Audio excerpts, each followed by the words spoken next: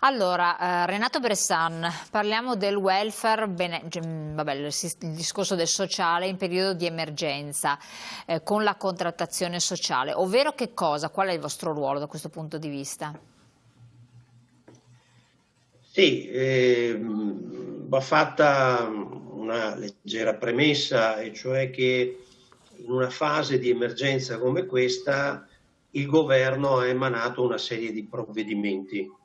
Con questi provvedimenti, attraverso la cosiddetta decretazione d'urgenza, si è configurato una sorta di welfare, l'abbiamo chiamato di emergenza, cioè di servizi sociali dedicati a quelli in stato di bisogno a seguito della pandemia, per tentare di transitare e di farli transitare dentro a un periodo complicato e difficile, come ben sappiamo.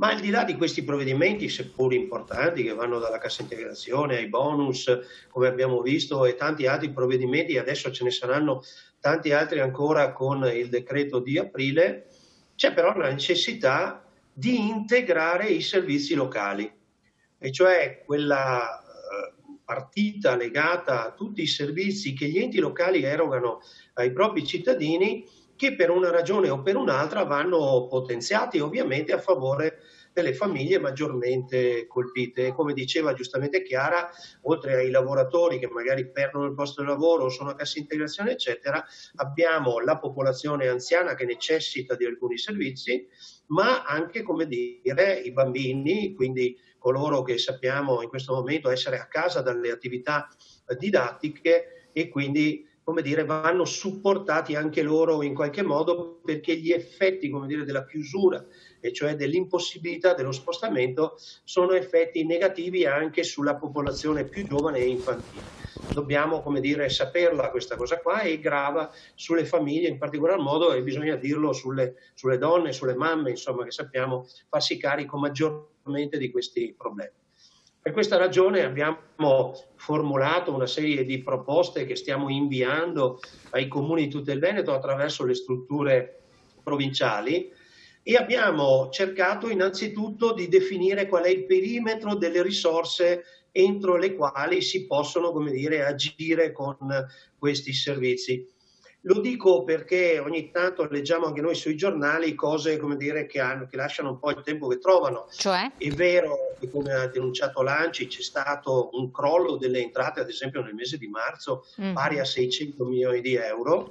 Noi abbiamo fatto un conto con i rendiconti di bilanci comunali del 2018, l'ultimo disponibile, abbiamo, come dire, un disavanzo e un'entrata inferiore di circa 45 milioni di euro, e sappiamo che ad esempio su questo ci sono state una serie di misure compensative che sono state fornite dal governo attraverso i decreti. Basti pensare all'anticipo del fondo di solidarietà comunale, alle ordinanze della protezione civile per la spesa alimentare, la possibilità di utilizzare gli avanzi disponibili, ma la stessa sospensione delle rate dei mutui che i comuni hanno nei confronti di Cassa Deposito e Prestiti e API, e sono miliardi di euro che vengono posticipati nel tempo, giusto per dare liquidità ai comuni. Adesso col prossimo provvedimento saranno altri 3 miliardi che vengono messi Ecco, a loro infatti io disposizione. vorrei vedere la slide, se magari della regia la mettono in onda, la proiezione dell'ANCI. L'ANCI stima, come diceva lei, una perdita delle entrate correnti tra tributarie appunto ed extratributarie 2020 per 5 miliardi di euro. Il governo, come diceva lei, propone di stanziare 3 miliardi col prossimo decreto di aprile. Ecco, questa è la proiezione, tra l'altro, dei vari mesi, e la situazione in crescendo, tra l'altro, fino ad arrivare a dicembre. Dia una lettura di questo grafico, segretario. Sì, è una proiezione che fa l'ANCI, e cioè l'ANCI dice: se la situazione rimane così, con il blocco delle attività produttive e quindi anche delle entrate tributarie presso gli enti locali, se nel mese di marzo abbiamo perso 600 milioni di euro, la proiezione che loro fanno è che a fine anno perderanno 5 miliardi complessivamente. Il governo ne mette a disposizione 3 con il decreto di aprile, con l'impegno di monitorare in questo caso l'andamento e di reintervenire successivamente qualora effettivamente si dovesse sfondare un ulteriore limite oltre i 3 miliardi di euro. Ma ripeto, sono 3 miliardi che si aggiungono ai provvedimenti precedenti. Ovviamente la situazione non è facile per i comuni, questo bisogna assolutamente saperlo. Lei accennava a misure compensative sostanzialmente, che ha detto ci sono state attuate misure compensative, vediamole un attimo sempre a livello di slide che così possiamo vederle, prima ne ha accennato ad alcune, no? Eccole qua. Sì, come abbiamo detto, quindi c'è stato un anticipo del Fondo di solidarietà comunale per il 66%, tenete conto che il Fondo di solidarietà comunale per il Veneto, ad esempio, questo anticipo vale circa 300 milioni di euro. C'è stata l'ordinanza della protezione civile di 400 milioni di euro, in Veneto ne sono arrivati 28 milioni di euro, come sono arrivati anche centinaia di milioni di euro dal decreto Cura Italia per fronteggiare l'emergenza sanitaria, quindi per pagare gli straordinari agli operatori sanitari, per la terapia intensiva e per anche tutte le emergenze legate, come dire, alle predisposizioni di triage, eccetera, eccetera. Quindi un pacchetto, insomma, di interventi che sono arrivati nel Veneto come in altre regioni, come dire, assolutamente straordinari per sostenere questa fase. Quello che abbiamo detto è che con queste risorse bisogna cercare con gli enti locali di individuare effettivamente quali sono gli stati di bisogno. Per questo abbiamo detto, guardate, sicuramente il supporto psicologico e quindi un servizio anche telefonico, non solo per gli anziani ma per le famiglie, per le neomamme, per quelle che si trovano in gravidanza e si trovano, come dire, a subire una situazione particolarmente grave. Ma lo stesso per quanto riguarda anche l'assegnazione di dispositivi di sicurezza e quindi le mascherine con la consegna a domicilio, cercando di mettere quelle che sono le mappe all'interno dei comuni con la consegna degli orari. Sembrano tutte piccole cose, ma in realtà aiutano e favoriscono. Lo stesso per quanto riguarda il potenziamento dei pasti a domicilio e del servizio di assistenza domiciliare, come diceva giustamente Chiara, a fronte del fatto che sono stati chiusi i centri semi-residenziali, quelli che chiamiamo più comunemente i centri diurni, molte famiglie, come dire, si sono ritrovate a domicilio quella situazione difficile, quindi devono in qualche modo far fronte anche, come dire, a queste persone che prima godevano del sostegno del centro diurno e adesso invece si trovano a domicilio. E lo stesso possiamo dire per tutte le attività didattiche, l'utilizzo delle biblioteche online. Ci sono comuni in giro per l'Italia che stanno facendo cose egregie, ma poi potremmo citarne ad esempio un'altra, l'utilizzo del fondo Gasparini sui mutui prima casa, quindi chi si trova in difficoltà può accedere a quel fondo interviene con la sospensione di 18 mesi per la rata del mutuo, ma paga anche il 50% degli interessi sul debito residuo, quindi i comuni potrebbero intervenire almeno su una parte dell'altro 50% che rimane a pagare. Lo stesso per quanto riguarda gli affitti, cercare di venire incontro anche su tutta la parte legata agli affitti, benché sappiamo, come dire, che il Cura Italia ha bloccato adesso gli sfratti per un paio di mesi. Ecco, insomma, ci sono tutta una serie di interventi che si potrebbe fare e che bisogna fare utilizzando quelle risorse, ripeto, non per rendere stabile un servizio sociale e un welfare di questo genere, che ci auguriamo un welfare di emergenza così possa sparire quanto prima possibile, perché vuol dire che avremo superato la fase della pandemia e ritorniamo dentro una condizione più ordinaria e di normalità.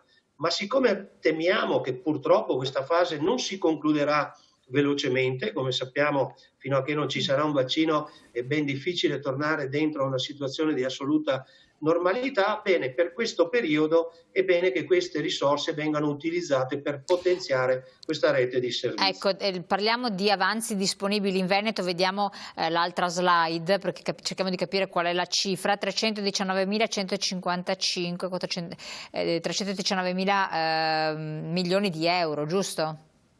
sono milioni, sì, non sono, Esatto, sono milioni sono di euro. 819 milioni di euro di avanzo disponibile che hanno i comuni, ovviamente tutti sommati. Il 96% dei comuni veneti presenta un avanzo disponibile.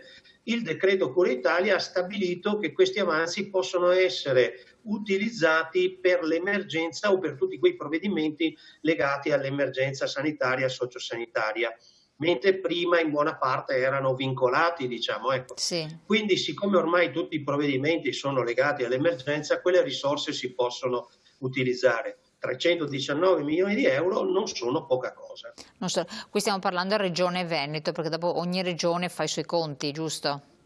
Perché voi Certo. voi avete fatto anche degli incontri a livello nazionale per per dare delle indicazioni unitarie a livello nazionale, in modo che questi soldi siano indirizzati verso chi ne ha veramente bisogno.